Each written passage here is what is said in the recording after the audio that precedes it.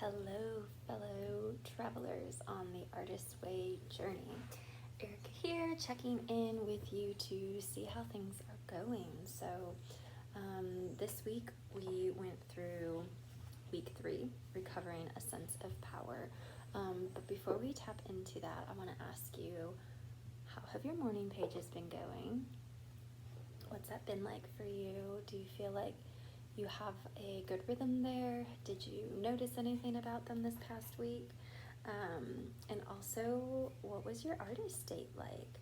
In our study group, we've been finding that there's definitely been more resistance to the artist dates than the morning pages, and so I'm curious if that's the same for you.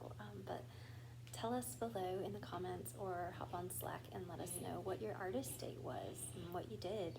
Send us a picture. There's some cool stuff happening in the Slack group. But yeah, was there anything else that came up for you this week? What did you notice? In our group, we noticed just some of the synchronicities that come up. So that kind of idea that, when things are coming in, it's like not just a coincidence or this didn't just happen.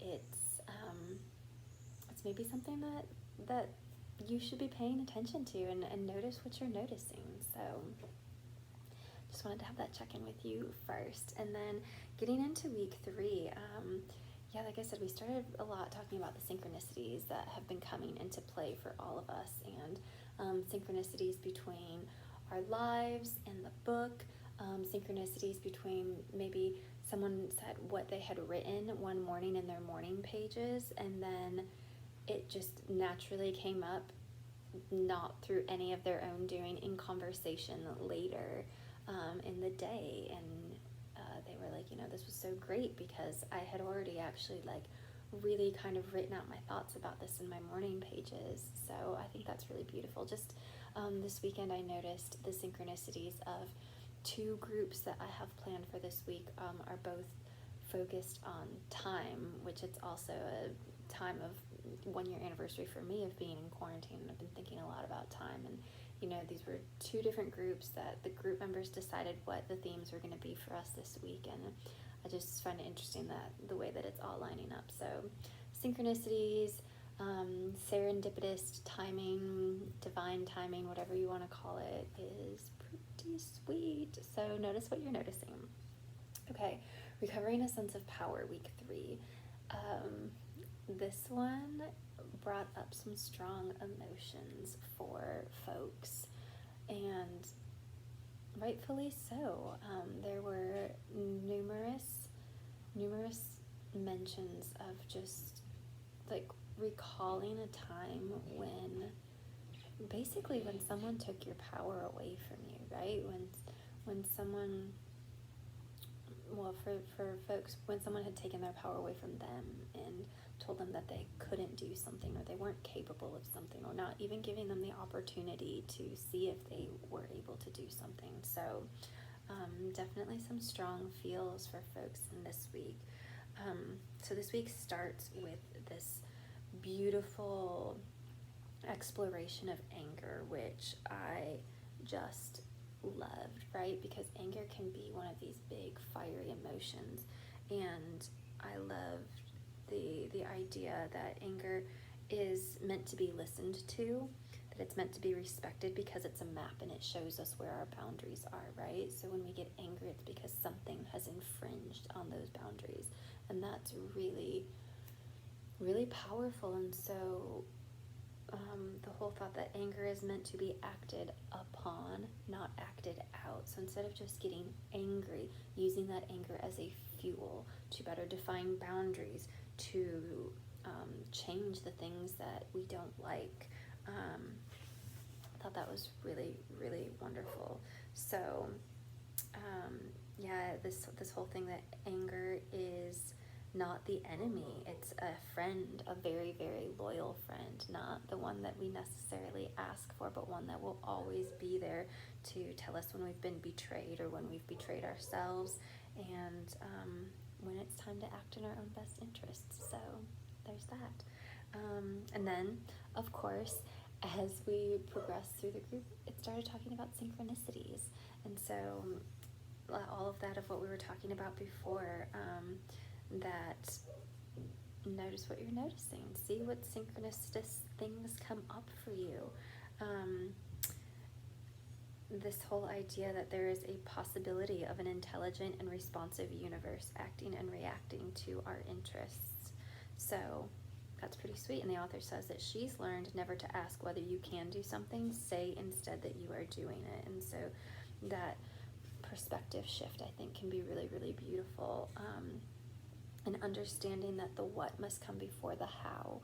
So a lot of times I know that I fall, into this category, and I see it with my clients too, that a lot of times people are trying to figure out, like, well, here's how I'm going to do something, but they haven't clearly defined the outcome of what they're trying to do or what it is that they want, and so it gets really hard. So thing to remember, the what must come before the how. The what do you want? What are you calling in? So we love that. And I think the last big thing for the chapter was just talking about shame,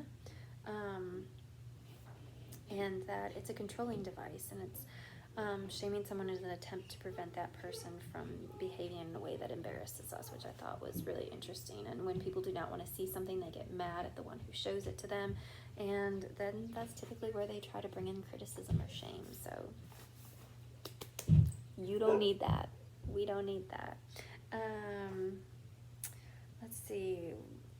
Oh, my dog wants to talk about this. So last notes about that, doubting yourself, the taking in the first doubt is like picking up the first drink for an alcoholic. Once it's in our system, the doubt it grows, right? And so saying, when doubt comes up, you just say, no, thank you.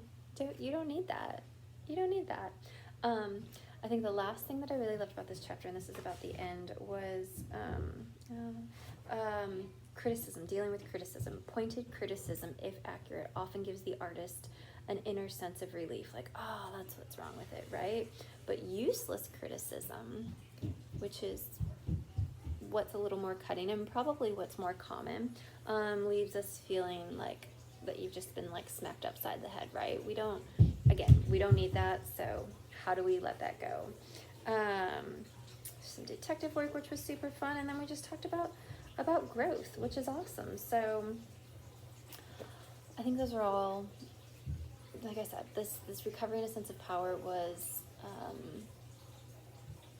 it was really great for I mean, as everything is for us, but it definitely might bring up some feelings of when your power has been taken from you, or when you have maybe relinquished your power or given it up to somebody else.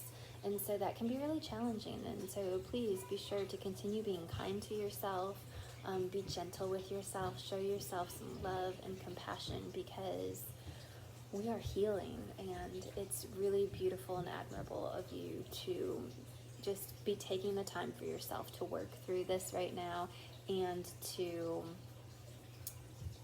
acknowledge it, to put the energy into healing. So we love that. If you hear the running water, my plants, my little indoor garden is watering, and yeah, that's about it. So let me know how this week has been for you, what's going on, what does it feel like to recover your sense of power. One other fun thing that we did in a study group is I had shared a list when I was trying to type in instrumentals for what to listen to. Instrumental funk came up, which felt really good for reclaiming a sense of power. So if you need something to listen to, check out one of those playlists maybe, if it speaks to you. But that is it. I hope you have a really, really beautiful week, and we'll see you next time.